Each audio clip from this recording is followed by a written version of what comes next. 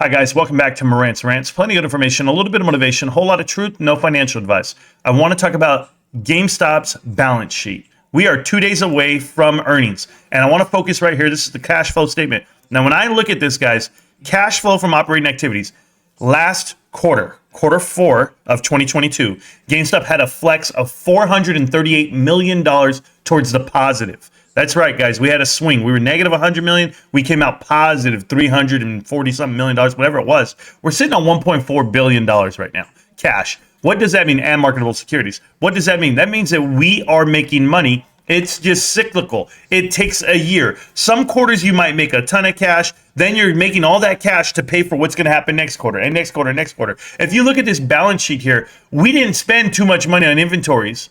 Okay, but we had $196 million that we spent on assets versus liabilities. Those are the one-time expenses. Those are the things that we are hiding in the SG&A. I try to tell you guys that, but think about this. This number relatively should be flat or close to it because that's what we've been in the past. If you go back a year ago, we were at $4 million. Okay, positive. So this should be flat. If we can get that flat, there's $200 million that we were sandbagging last year that we can put towards the bottom line on the cash flow. And I've told you this. I see it that way. We built up inventory at this moment in time, $546 million.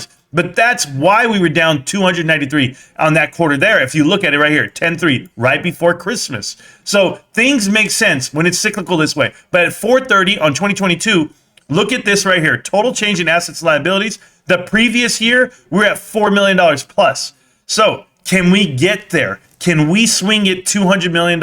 You better believe it. And when we do it, I just want to be here to tell you guys, not only will they start announcing things as in we're going to acquire things, we're going to expand, and or we're going to pay dividend. I keep telling you guys this. It's because companies just can't sit on cash like this. You want to give shareholders incentive to keep holding. You want to give shareholders the idea that your company is settled in and we're getting ready to go ahead and do the true pivot, the true transition, that hockey stick-like growth.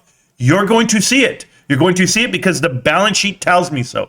That CFC is real, guys, and it's FCF. The free cash flow is real, and it's going to show on the books.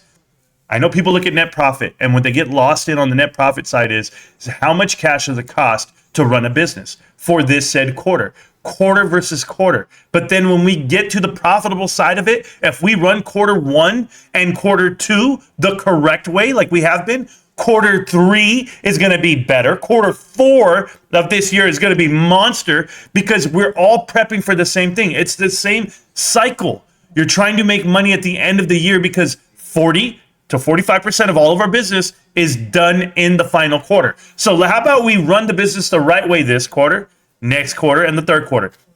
That's annual. That's it. That's a profitability annually, right? Isn't that what they're shooting for? Just a year-round growth, year-round pragmatic growth that actually makes a profit. That's exactly what we're doing, and that's the way it's lining up for me. I found where they hid the money, guys. It's all the one-time. It's all the one-timers. It's all the people who left the company a year ago, and what do? We give them a severance package and a couple of million here, a couple of million there. It adds up. We closed down fulfillment centers. We closed down a call center. We got rid of all the dead weight. We cut it out, and now you're going to see the results in 2 days. Listen to me. You want to see a swing of $200 million in the cash flow statement? I think it's happening. I want to see a swing on SG&A, $100 million. So what does that mean? It means we're going to be awesome. It means we're going to be great. And it means if you're not in it, well, that's your goddamn problem, not mine. Excuse the language, excuse the vernacular. I'm trying my best, guys. But I'll also tell you this. It's GameStop.